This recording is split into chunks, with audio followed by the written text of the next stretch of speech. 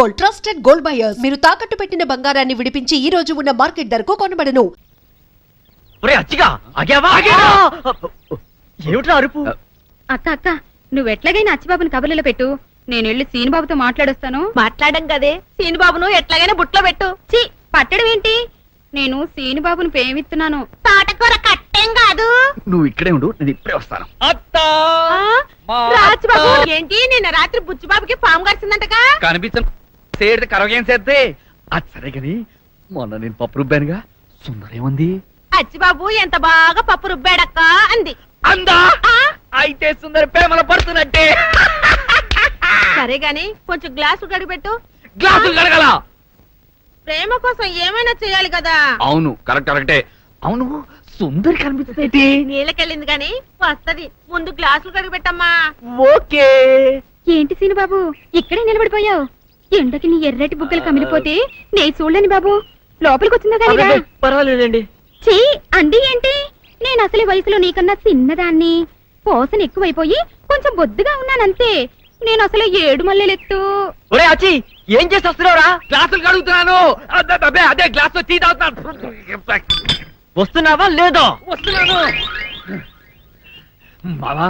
మావా లోపల సప్పిడ్స్ కుమారి ప్రేమలో రెండో పాఠం చాలా ఘాటుగా చెప్తోంది.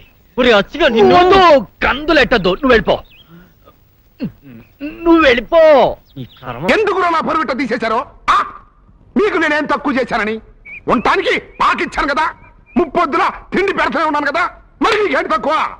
అడ్డెడ్డెడ్డెడ్డెడ్డే ఆ సుబ్బారాయుడు గారు ఒక్క పూట కూలి ఇవ్వలేదని ఆ లావిడ సేలాగేస్తారా? అంతటితో వదిలిపెడితే పర్వాలా, అల్లా లోపల లంగా కూడా తినేస్తారంట్రా. అట్ట మాట్లాడకుండా నుంచుంటారంట్రా. గాడిద కొడకలారా, అంత గాడిద కొడకలారా అని. నాకు సమాధానం కావాలి, చెప్పండి, లేకపోతే చంపేస్తా. చెప్పండి. ఓ గాడిదేనా? ఏంట్రా గాడిదలా మాట్లాడగలరా? మళ్ళీ ఇడికేదో అనుమానం వచ్చి ఉంటది. అసలు అనుమానం ముందు పుట్టి తర్వాత ఇటు పుట్టి ఉంటాడు. పెద్దోళ్ళు పిలిచినప్పుడు త్వరగా రావటం నేర్చుకో. పంచి కట్టుకుని సోకు చేసుకుని సాకిరేవులు అదిగా. అన్నా ఈ పంచకట్టులో ఎలాగున్నానా? పందికి పంచె కట్టినంత అందంగా ఉన్నావురా. ఇక జన్మలో పంచకట్టనన్నా. ఇప్పుడు ఎలాగున్నానన్నా? తారు డబ్బాకి లాగు దొరికినట్టు ఉన్నావురా. అది మాకు దడుపు ధర వచ్చేస్తాను. అవునుగానన్నా, అసలు విషయం మర్చిపోయాను. ఈ నీళ్ళు ఎక్కడి నుంచి వస్తాయి? ఆకాశం నుంచి. అక్కడి నుంచి వచ్చి ఎక్కడ పడతాయి? కొండల మీద పడతాయి. అక్కడి నుంచి పళ్ళలోకి వస్తాయి. అక్కడి నుంచి ఏట్లో పడతాయి. ఏట్లోంచి సముద్రంలోకి వస్తాయి కదా. ఒక్క నిమిషం ఆగన్నా. ఈ నీళ్ళు తాగన్నా. ఏంట్రా ఇది? నది నీళ్ళు. ఎలాగున్నాయన్నా? తీయగా ఉన్నాయి కదా. ఇంకొక్క నిమిషం ఆగు. ఏంట్రా పచ్చగా ఉన్నాయి? ఏం పోసేవారు అందులో? సీసా పచ్చదులన్నా. సముద్రం నీళ్లు. తాగు. సముద్రం నీళ్ళు ఎడతావుతారా? ఉప్పుగా ఉండా? అదే అడుగుతున్నా. నదిలో దాకా తీయగున్న నీళ్లు సముద్రంలోకి రాగానే ఉప్పగా ఎందుకున్నాయి? ఏంటో గాడి సూపు చెప్పు.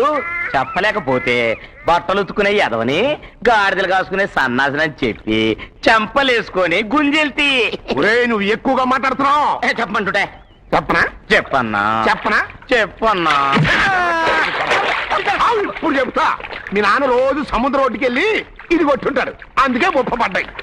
నీళ్ళు ఎక్కడి నుంచి వస్తాయి? తర్వాత పంది పెంట ఎరుకున్న నాయాల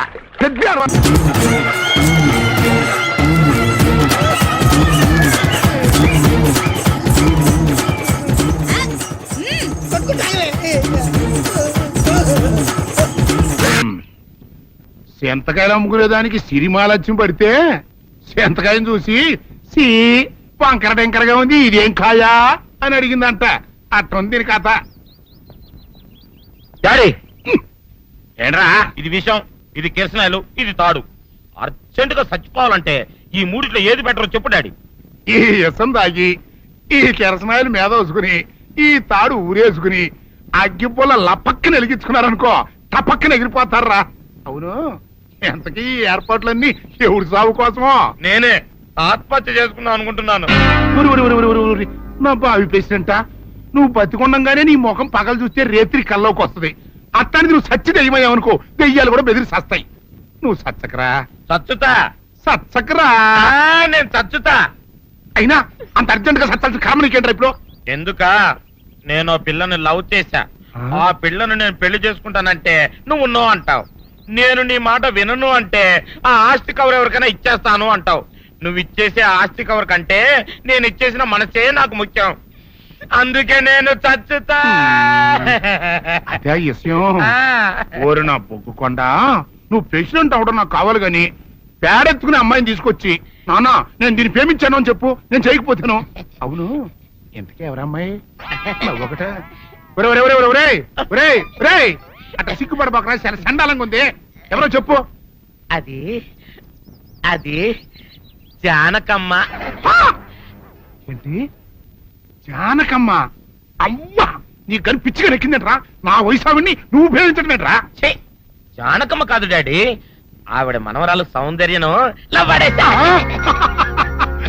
ఆవిడ మనం నా ఎదుకున్నా నా బొగ్గుకొండ కదే. రే, జానకమ్మ గారితో ఇయ్యమందడం అంటే నేను మాత్రం కాదంటని చెప్పు. వెంటనే వెళ్ళి వాళ్ళతో మాట్లాడి ఆ ముఖరథం పెట్టించుకొస్తా. అబ్బా, కింద ఒత్తులు తీసేసి ప్రాణాలు తీసేస్తున్నావు డాడీ. ముఖరుతం కాదు డాడీ, ముహూర్తము. ముహూర్తము అదేలా ముఖరథము, అదే పెట్టించుకొస్తా. డాడీ, నేను ఇంకో డాడీ కాకుండా నీకే పుట్టినందుకు నాకు పిచ్చి హ్యాపీగా ఉంది డాడీ. ఆనందమానందమాయనే ఈ అందగాడు పెళ్లి కొడుకాయనే. అమ్మ సౌందర్య, ఎంత అల్లరి జరిగాక నీకు పెళ్లిలా అవుతుందని భయపడ్డా. కానీ నువ్వు చాలా అదృష్టవంతురాలమ్మా. అందుకే ఆ సీనుగాడి బండారం బయటపడింది, బంగారం లాంటి మరో సంబంధం వచ్చింది. ఇంతకీ నిన్ను ఏరికోరి పెళ్లి చేసుకుంటానన్న వ్యక్తి ఎవరని అడగవే? అడగాల్సిన అవసరం లేదు నాన్న, మీరెవరిని పెళ్లి చేసుకోమన్నా చేసుకుంటాను. అది కాదమ్మా, అబ్బాయి నీకు బాగా తెలుసు. అయినా నీకు ఇష్టమో కాదో చెబితే. శవాలకు ఇష్టాలుండవు నాన్న.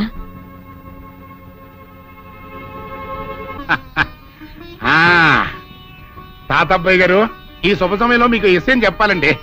మా బుల్లిరాజు గారు పుట్టినప్పుడు నా గురించి డాడీ చెప్పు చెప్పు చెప్పు.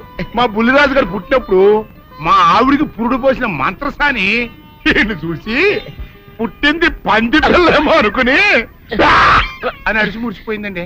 డాడీ, ఇప్పుడు అవన్నెందుకు? ఊరుకోవా, మన జీవితాల్లో గొప్ప ఈ చిత్రాలు జరిగినప్పుడు 10 మందికి చెప్పుకోవాలా. ఇప్పుడు మంత్రసాని మూర్చిపోయింది కదండి. ఇకపోతే మా ఆవిడ ఎట్టని సేపుల్లే నా కొడుకుని కన్నానని బెంగపడి పురిటి స్థానం అవ్వకముందే చచ్చిపోయిందండి. డాడీ, నేను నీ కడుపున పుట్టపట్టే కదా నాకు ఈ ఫేస్ వచ్చింది. నేను ఇంకొక నాన్నకు పుట్టిన అందంగా నన్ను పుట్టుండేవాడిని. ఇక చూడు, కాకి పిల్ల కాకి ముద్ర, నీ మొహం ఎప్పుడు నాకు ముద్దొత్తనే ఉంటుందిరా కన్నా. ఇకపోతే మా ఆవిడ చచ్చిపోయింది కదండి.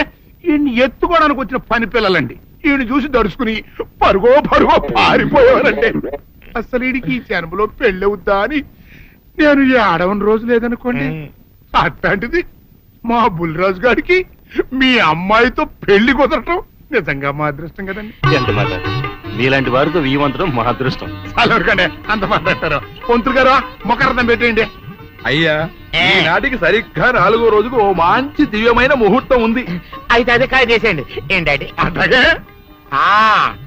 ఏమండే, మా ఓడికి పెళ్లి ఖాయం అయితే మా నూరు దేవాలయంలో దేవుడికి అభిషేకం చేయిస్తానని మొక్కుకున్నానంటే ఆ అభిషేకం ఇలా జరిపిస్తున్నాను. మీరందరూ పెళ్లి కూతురు తీసుకుని తప్పకుండా రావాలి. అమ్మో జానకమ్మ, నువ్వు కూడా తప్పకుండా రావాలి. ఏంట్రా అంతకు బయటికి రాడు? షాప్కి వెళ్ళనా? వరుమల కొంచెం వెయిట్ చేయి. పని నోకుండ్రి.